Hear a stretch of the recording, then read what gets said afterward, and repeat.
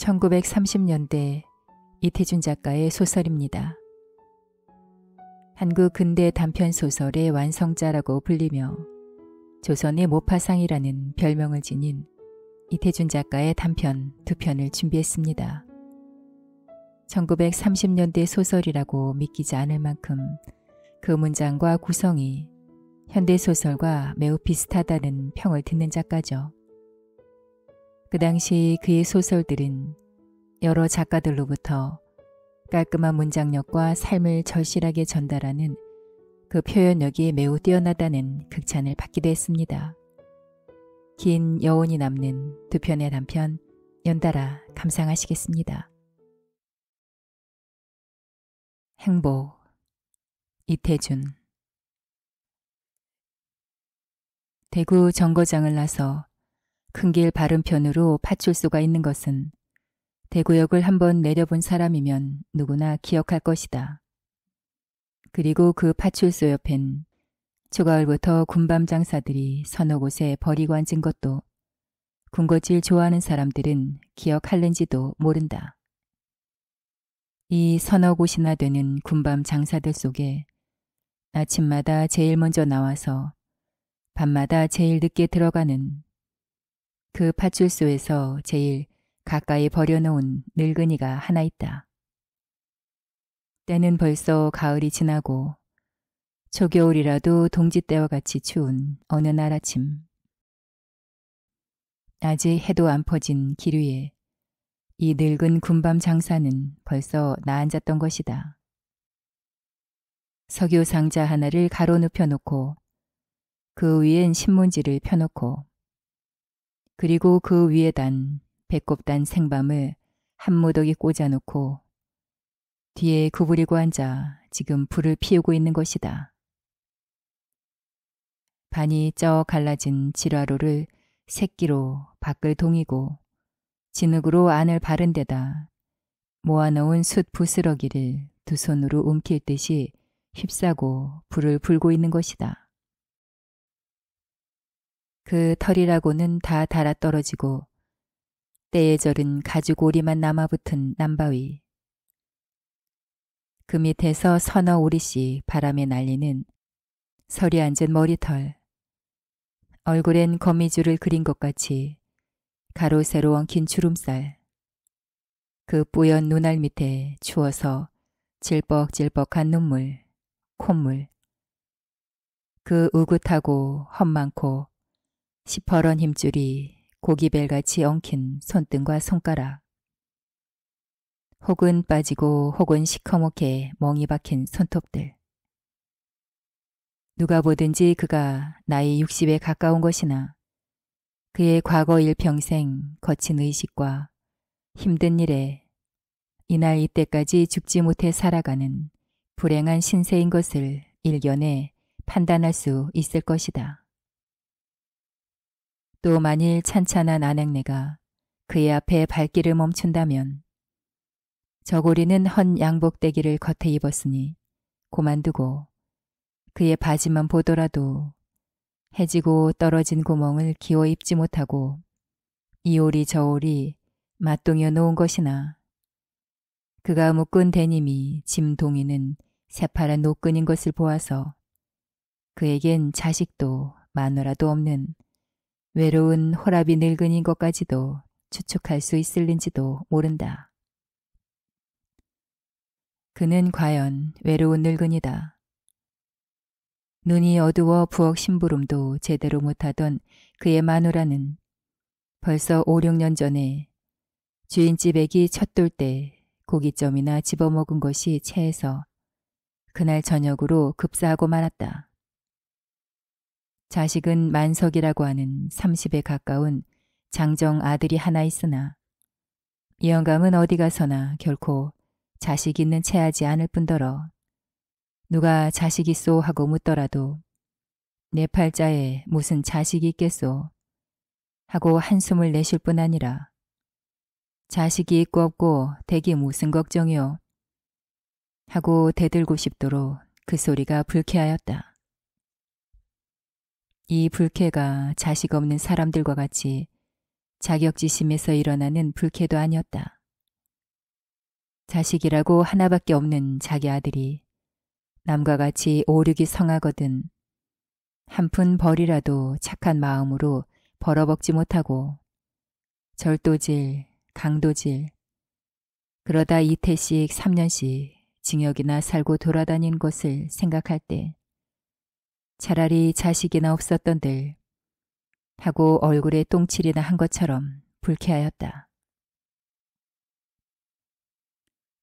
그러나 마누라가 죽은 뒤부터 더구나 이번은 만석이가 붙잡히지도 않고 종적을 감춘 때부터는 몇 해 후면 놓여 나오리라는 희망도 없는 것이라. 남이 듣는 데는 인전 그놈이 종신 진역 살지요. 살아나오면 무엇하오. 내 담매에 때려 죽일걸. 하면서도 속으론 은연히 그 자식이 그리웠다. 그러면서도 만석이를 기다리지는 않았다. 이왕 달아난 놈이여 젊은 놈이니 어디 가서든지 붙잡히지나 말고 제 한 몸이나 잘 살아갔으면 하는 부모된 애정뿐이었다. 그러므로 그는 바람찬 길거리에 나와 군밤을 팔고 앉아있는 것도 남과 같이 살아가기 위한 장사가 아니었다. 이자도 없을 송장이라 단 몇 푼이라도 주머니가 비지 않아야 하고 죽으려는 준비요 죽기 위한 벌이었다. 이 늙은이가 불도 다 피우기 전이다. 만석아버지 하고 그에게로 뛰어와 뒷짐지고 우뚝 섰는 연하문 되어 보이는 계집애가 하나 있었다. 밥 많이 구웠수? 영감은 본체도 안 하고 불을 붙였다. 그 계집애는 그 영감의 주인집 부엌 어멈의 딸로 불도 붙여주는 채하고 밤껍질도 까주는 채하다가 부스러진 밤이나 너무 타서 팔지 못할 것이나 이런 것을 바라고 틈만 있으면 나오는 계집애다. 만석아버지, 왜 요년이 방정을 떠나? 만석아버지한테 편지 온 것도 모르고. 그 계집엔 우표가 2장이나 붙고 여기저기 도장 찍힌 편지 한 장을 내밀었다.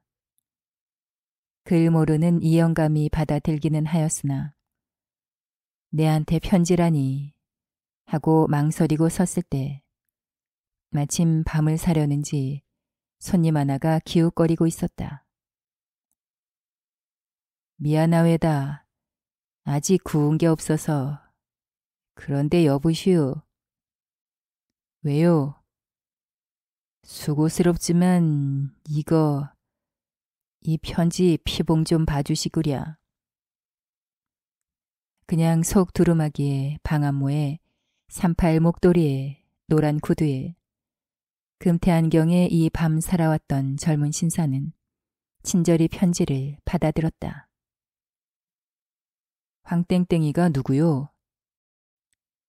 그건 내지요. 서울서 서일권이란 사람한테서 온 것이구려. 서일권이요? 서일권이라. 아무튼 속도 좀 이거 황송하외다만 선심이시니. 그렇지만 이게 영감에게 온 서류 편지니 영감이 뜯으시오.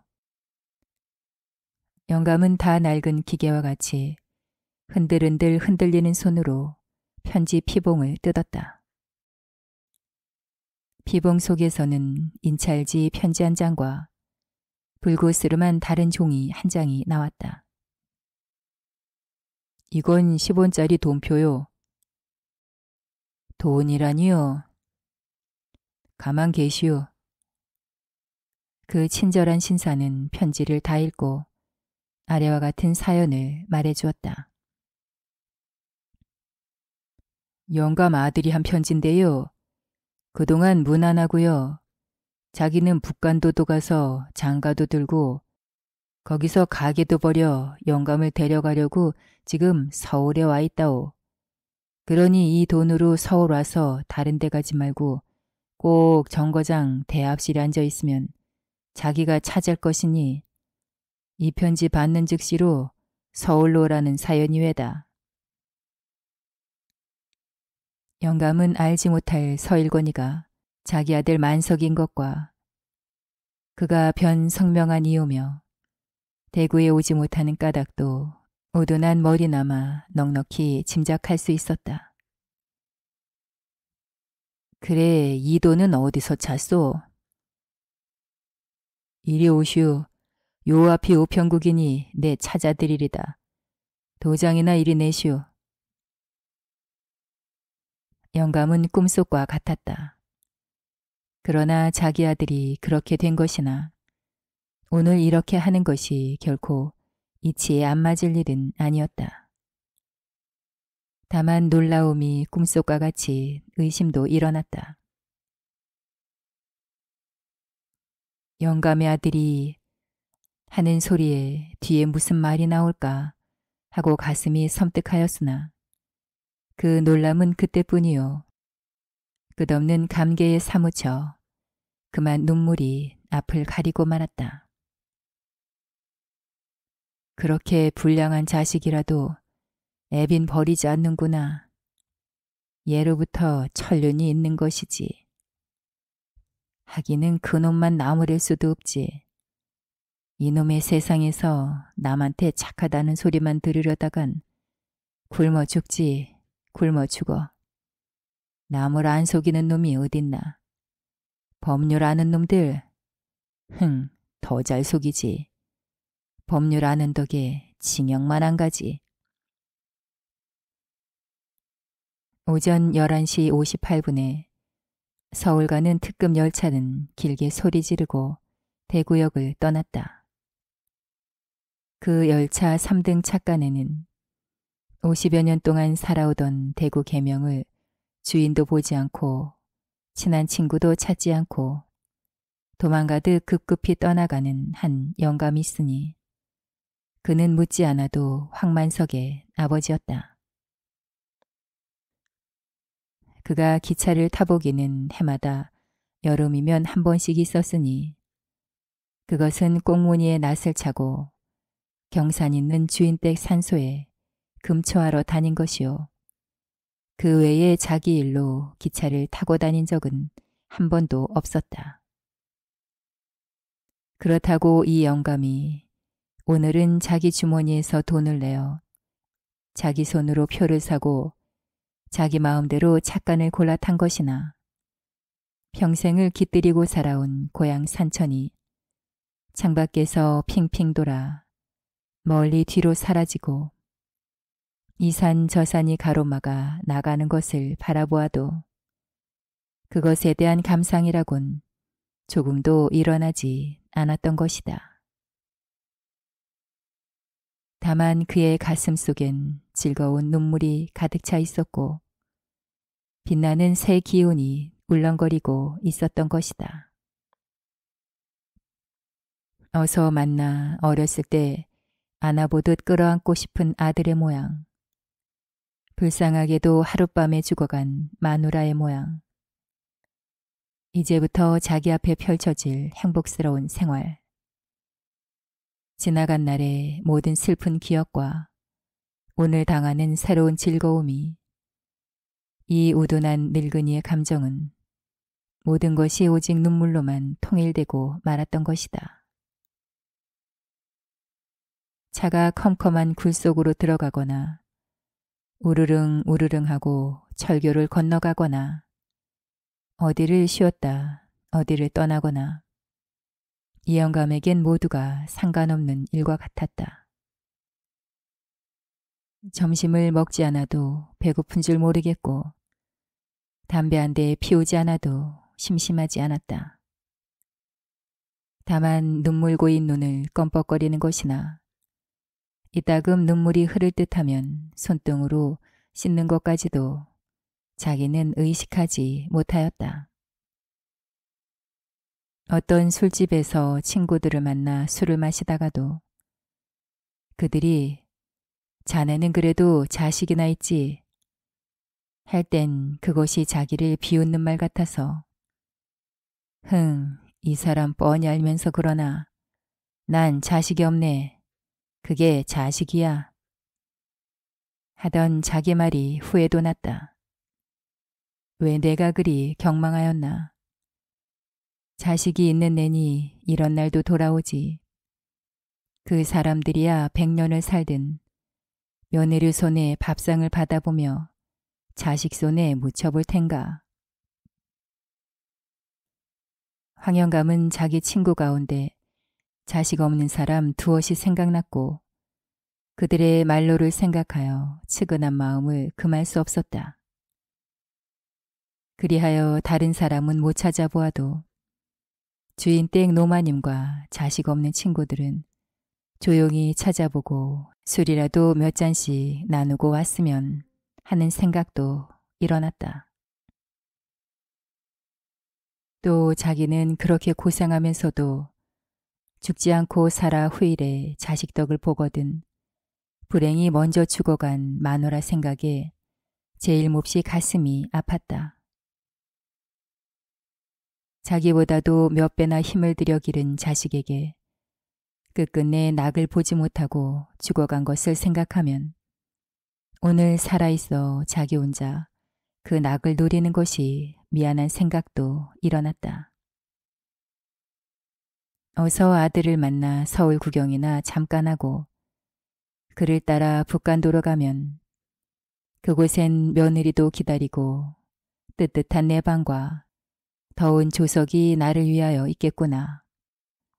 더 있으면 손자도 안아보겠구나. 황영감은 자기 손등을 내려다보았다. 두꺼비 등잔같이 그 험많은 손등은 자기 일생을 다시금 회역하게 하였다. 단지 한마디로 말하자면 60평생을 행랑살이. 그에게 낙이 있었다면 어떠한 낙이었나. 날부러진 도끼로 물먹은 장작을 패느라고 애쓰다가 새로 벼린 도끼로 물마른 장작을 패어보는 말. 그러한 쾌락은 혹간 그에게도 있었을는지도 모른다. 황영감은 다시 자기 얼굴을 번득번득 달려가는 유리창 위에 비춰보았다. 얼기설기한 주름살, 서리가 하얗게 앉은 머리털. 그는 아직껏 느껴본 적이 없는 새 슬픔을 느끼게 되었다. 이 모진 목숨이 왜 죽지 않나 하고 자기 자신이 저주하던 그 목숨이 오늘 와서 한없이 아까운 것과 100년, 200년이라도 오래오래 살고 싶은 욕망이 새삼스럽게 일어나자 이렇게 시들어 늙은 것을 슬퍼하지 않을 수 없었던 것이다. 어느덧 해는 서산에 뉘엿뉘엿 지려할 때 창위에는 우르릉 소리와 함께 시뻘건 쇠기둥이 황영감의 얼굴을 때릴 듯이 번뜩번뜩 지나갔다. 여러 사람들은 제각기 행장을 수습하고 의관을 차리기에 분주하였다. 이때에야 황영감은 처음으로 마주 앉은 사람과 말을 건네게 되었다. 여보, 여기가 어디요? 이게 한강이요. 어디까지 가시오? 서울 가요. 이번은 용산이요. 그 다음이 서울이니 내립시다. 황영감은 깜짝 놀랐다. 벌써 서울을 오다니 하고 깜짝 놀랐던 것이다. 대구서 서울까지 오는 7시간을 그는 깜짝 놀라는 그만치 빠르게 와진 것이다. 그가 7시간 동안이나 긴 동안을 밥을 잊고 옷을 잊고 담배까지 잊어버리도록 그렇게 행복스러운 7시간 동안은 그가 철난 이후로 10여 년간 한 번도 없는 일이다. 그때의 이 황영감은 유복한 사람들이 늙지 않는 약을 구하는 그 욕심도 잘 느껴보았다. 행장은 별로 없으나 담뱃대도 집어들고 여태 쓰고 앉았던 남바위도 만족만족하여 보았다. 마치 마라톤 경주에 첫 번째로 들어오는 선수가 목을 뒤로 젖히고 두 알개를 펴들며 달려 들어오듯이 먼 길이 끝나는 이 열차도 소리소리 지르며 호기롭게 경성역에 달려들었다. 황영감도 호기 있게 차를 내려 남에게 묻지도 않고 여러 사람이 하는 대로 구름다리를 넘어 나와 차표를 내주고 밖으로 나섰다. 이 황영감이 밖으로 나서자마자 물결치는 사람 속에서 아버지하고 미칠 듯이 부르고 만석이가 뛰어나섰다. 오, 아버지. 이때다. 이 황영감이 눈을 씻으며 만석이를 만나보게 되는즉 그가 행복된 새천지에 첫걸음을 들여놓으려는 이 순간이었다. 남모르는 끌끌한 정이 가슴속에 가득한 이 아버지와 아들이 서로 손을 잡아보기도 전에 이 두 사람 사이를 싹 가로막으며 나서는 사람이 있었으니 그는 어떠한 사람인가.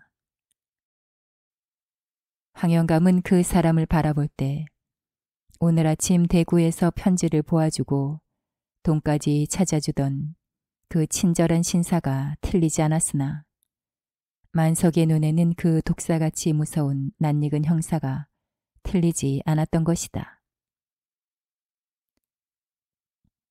이놈, 네 애비 손잡기 전에 여기다 먼저 손을 넣어. 아, 아버지. 하고 만석이는 아버지 옷깃을 잡으려 하였으나 그의 손은 벌써 자유롭지 못하였다. 황영감이 무서운 꿈을 깨듯 눈을 비비며 다시 아들을 찾아볼 때는 벌써 만석의 그림자는 간 곳이 없었다. 다만 형사에게 묶여가는 죄인을 구경으로 따라가는 그림자들만 검은 이릿대와 같이 어물거리며 갔을 뿐이다.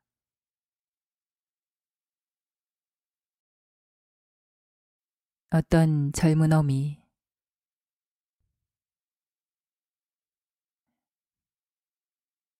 권 의사가 H도청 위생과로 취임되던 해 여름이었다. 그는 디스토마균을 연구하러 토질병으로 유명한 에스고을 어느 강변촌에 가 묵고 있었다. 여간이 없는 곳이라 사가에 들어있는 탓으로 손 씻을 때 하나 마땅하지 않았다. 그래서 권 의사는 아침에 세수를 하려도 대야를 당겨들고 샘터로 찾아갔고 저녁 후에 손발을 씻으려고도 샘터로 갔다. 그날 저녁도 어슬어슬해서 샘터에 갔다가 돌아오는 길 수수반 머리를 지나설 때였다. 저 좀 보시라우요. 웬 젊은 부인이었다.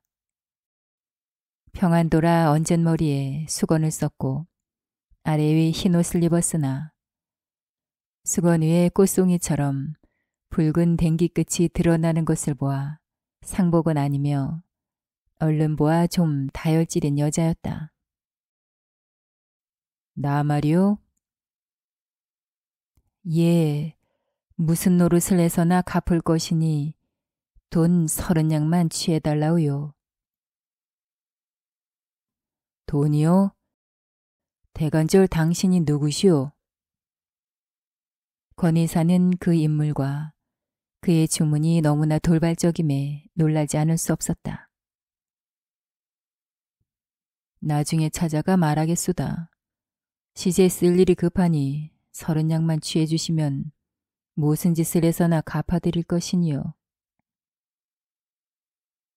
걸려의 얼굴은 당홍처럼 붉었다. 말이 떨어지면 굳게 다무는 입술과 잠시를 제대로 뜨고 있지 못하는 눈의 초조함을 보아 부끄러움만으로 붉어진 얼굴은 아니었다. 무슨 일에든지 극도의 흥분과 결심이 있어 보였다. 권이 얼른 대답을 못하고 얼떨떨해 섰으니까 그는 좌우를 한번 둘러보더니 더욱 애원하는 말을 했다. 시제 좀 돌려주시라오요. 예. 권은 힐끔힐끔 권녀의 얼굴 생김을 뜯어보면서 지갑을 꺼냈다. 출장비를 두둑이 타가지고 왔어도 별로 쓸데가 없던 차라. 상대편이 젊은 여자인 만치 허황은 스러우나 돈 3원을 아끼지 않았다. 권녀는 돈을 받아들더니 희색이 만면해지며 이런 말을 남기고 어둠 속으로 사라졌다. 함자 유숙하시디요. 네. 밤이었다. 권은 호젓한 시골의 객창이라 심란하던 끝에 그 믿을 수 없는 여인의 그림자가 자꾸 눈에 박혀졌다. 시골에서 보기엔 제법 희고 태나는 그의 몸맵시가 그래서 일찍부터 촛불을 끄고 모기장과 발을 들였을 뿐 미닫이는 두 짝 다 열어놓은 채 누웠다가 나중엔 잠이 들고 말았다. 그러나 신발 소리를 기다리던 귀라 권녀가 정말 찾아와 방에 들어설 때 권은 곧 잠을 깼다. 고온히 주무시는데 권녀의 속삭이는 목소리였다. 그는 잠자리에서 빠져나온 듯 얼른 보아 겉옷이 아니었다. 별이 총총한 밤이라 상대편 얼굴까지 희끄물에 나타났다. 권은 자리에서 몸을 일으키며 거기는 모기가 덤빌 텐데 하니 권녀는 두말 없이 모기장 안으로 들어왔고 또 모기장 안으로 들어와선 속꽃바람이어서 부끄럼을 타는 것처럼 이내 이불 속으로 기어들었다. 권은 자던 머리에서 어이가 없었으나 생각해보면 그를 무례한 계집이라고 나무랄 용기는 없었다. 자기부터 어둠 속에서 그를 기다리던 군자는 아닌 사나이였다. 다만 이 계집의 사내가 알면 하는 불안뿐이었다. 집에서 알면 알 사람도 없고 알아야 덤빌 사나이도 없고 하고 권녀는 가느다란 한숨을 흘리면서 머리채를 베개 위로 넘겼다. 거의 동틀머리가 되어서다. 여태 향락에만 취한 듯하던 권녀가 의외의 어깨를 들먹이며 울기를 시작했다. 자꾸 우는 바람에 권은 자꾸 캐물었다. 권녀의 사정이란 이러하였다. 권녀의 어머닌 일찍 혼자 되어 읍에서 술을 팔아 맞달인 권녀를 보통학교까지는 공부를 시켰다. 학비가 없어 고등학교엔 가지 못하고 집에 있는 4년 동안 지체는 났지만 권녀의 복스러운 인물 하나로 상당한 통혼처도 많이 있었으나 혼인하고도 공부시킨다는 바람에 또 시골이 아니라 평양 성내라는 바람에 어떤 치과 의사에게로 출가하였던 것이다. 그런데 남편이란 사람 된 품부터 상스러워 쓸데없이 욕지거리와 술 잘 먹고 계집질 잘하고 싸움 잘하고 어떤 때는 부모까지라도 치려 덤비는 성미였다. 권녀가 공부 더하기가 소원이라니까 혼인하고도 공부시킴네 하고 데려가고는 공부는커녕 신문 한 장 볼 새 없이 바쁜 시집살이인데다 남편이 허탕하여 살림은 살아갈수록 어려웠다. 자식이라고 혼인해서 곧 가진 아들 하나가 있었는데 겨울이라도 술만 먹고 들어오면 자는 아이를 발길로 차기, 눈구덩이에 집어내 던지기, 아내의 머리채를 밟고 사매질하기. 도저히 그 꼴을 당하고 살아나갈 수가 없었다. 그래도 계집된 재건이 하고 살기를 5년째였다. 한데 하루는 어디서 계집 하나를 달고 와서 방을 내라는 것이었다. 대동강 얼음이 여물어 트는 소리가 쩡쩡 울려오는 밤인데 어디로고 방 밖으로 나가라는 것이었다. 남편의 성미를 아는 그라 아랫목에서 자던 아이는 윗목으로 끌어다 놓이고 저만 나오니 아이까지 끼고 나가라는 것이었다. 권녀는 더 분을 누르지 못하고 발악을 한 죄로 이혼을 당하고 만 것이었다. 그깟 놈, 그따위 사내 놈이야 100번 헤어진들 눈썹 하나 까딱하랴만 더럽도록 끈끈한 것이 모자의 정이었다. 새끼를 떼어놓고 발길이 돌아서지 않는 걸 억지로 남이 되어오고 보니 자식의 모양은 자나깨나 두 눈에 티처럼 걸렸다. 열흘을 견디지 못하고 지금은 읍을 떠나와 벌이도 없는 늙은 호러미의 주머니를 털어 100리나 되는 평양으로 왔었다. 전날 시집엔 들어서지도 못하고 가까이 지내던 이웃집에 들어가 몰래 자식을 불러왔다. 5살 나는 아들 녀석은 어미를 보자 으앙 소리를 치고 달려들어 목을 끌어안고 부벼대며 울었다. 그러나 남의 집에서 여러 날 머무를 수도 없어 사흘 만에 비녀를 팔아 자식의 군것질을 시켜달라고 주인 댁에 맡기고 자식이 못 보는 데에서 떠나오고 말았다. 와서는 곧 그 집으로 편지를 썼다.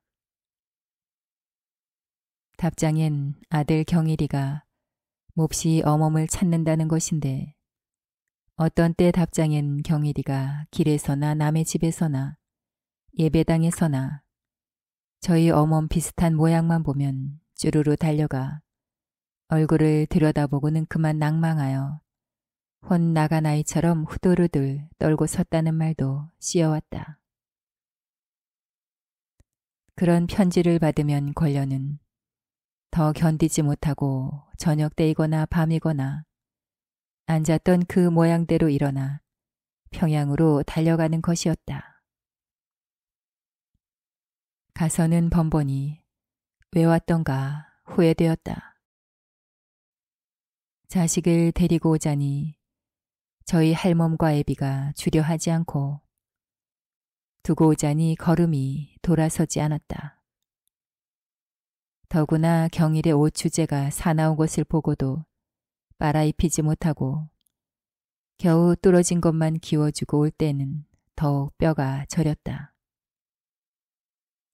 친정에 와서는 밤을 새워 상리를 하였다.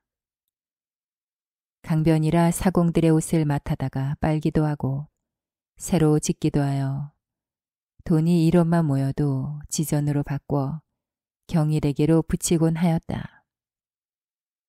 나중에 들으면 경일이는 한 푼 써도 못 보고 그 할미가 차지하는 줄도 알았지만 그래도 붙이지 않고는 못 견뎠다. 경일이 할미는 큰 수나 생긴 것처럼 경일이 모에게 하고 가끔 편지를 띄었다. 경일이가 배를 앓는다는 둥, 고를 앓는다는 둥, 약을 얼마치를 먹여야 살리겠다는 것이었다. 그러면 권녀는 온 동리를 헤매고 돌아다녀 돈을 모아 붙였다. 이번에도 경일이가 이 질로 다 죽게 되었으나 돈 30냥이 없어 좋은 약이 있다는 것을 못 써본다는 편지가 왔다. 권련은 허망지망 돌아다녔으나 또 이론 한 장을 구할 길이 없었다. 웬만한 데는 다 된냥, 10냥씩 묵은비 때문에 찾아가지도 못하고 속만 졸이고 있는데 평양에서 아는 달구직군이 하나 왔다. 물으니 경일이가 정말 몹시 아프다는 것이었다. 권련은 산다는 사람만 있으면 살이라도 깎아서 팔고 싶었다. 달구직군은 이날 밤으로 돌아가는데 이 좋은 인편에 못 보내나 생각하니 기가 바짝 올랐다. 경일이 알아 자빠져 죽어가는 꼴이 자꾸 눈에 어른거렸다.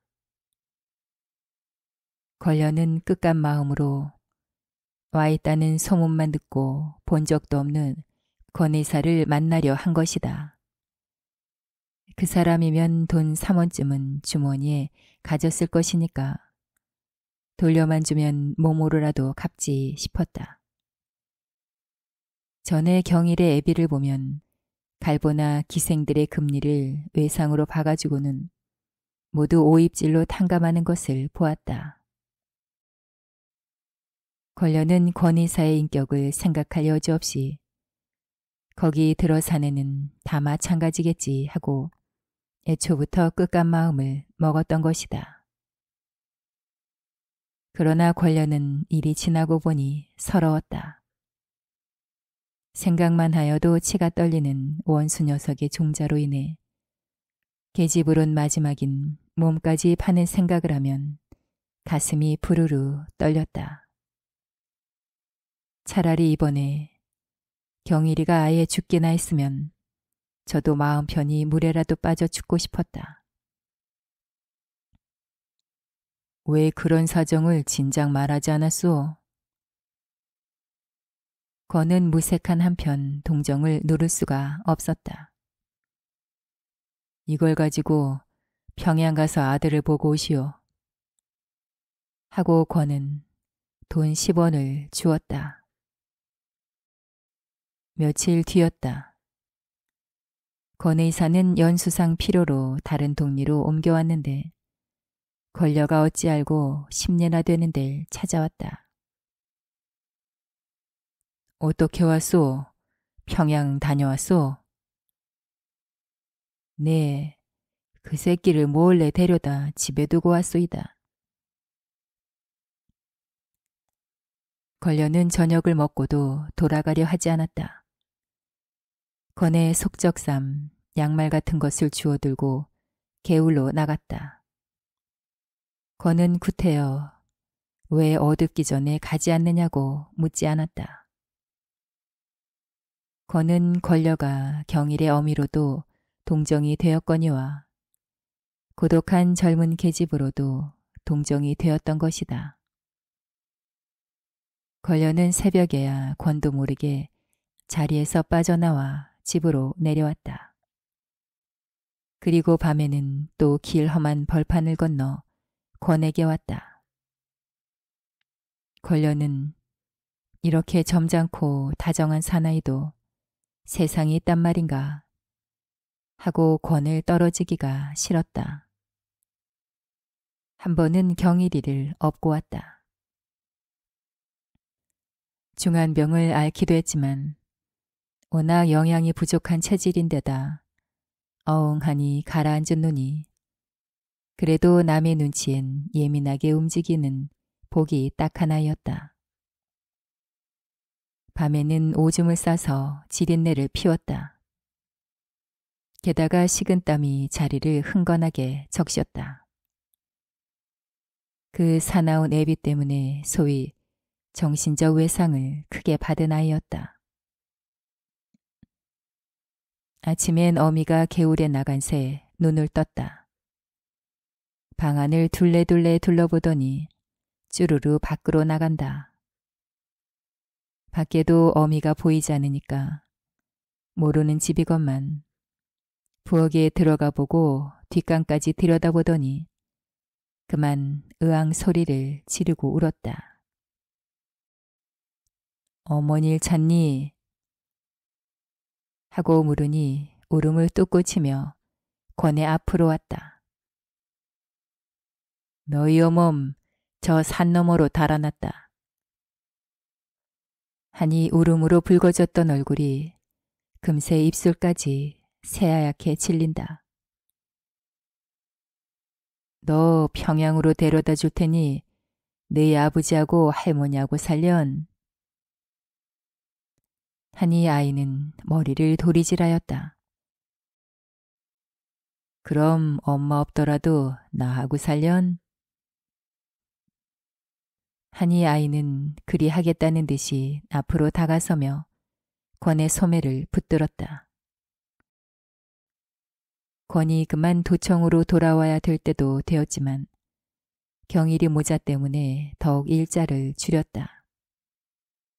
권은 시원섭섭하였으나 경일의 어미는 평생 처음으로 금슬의 정을 안 듯 권을 놓치고는 여러 날을 넋을 잃고 헤맸다.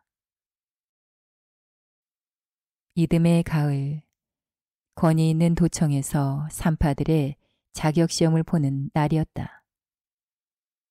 권이 교관으로 강당에 들어서자 실색하고 놀라지 않을 수 없는 것은 만삭된 인부의 모델로 돈 2원에 팔려와 누운 여자였다. 그는 측면으로 얼른 보아 경일의 어미였다.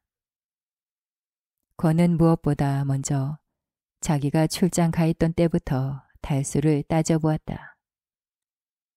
그리고 1년이 훨씬 넘으므로 우선 임신의 상대자가 자기가 아닌 것만은 안심하였다.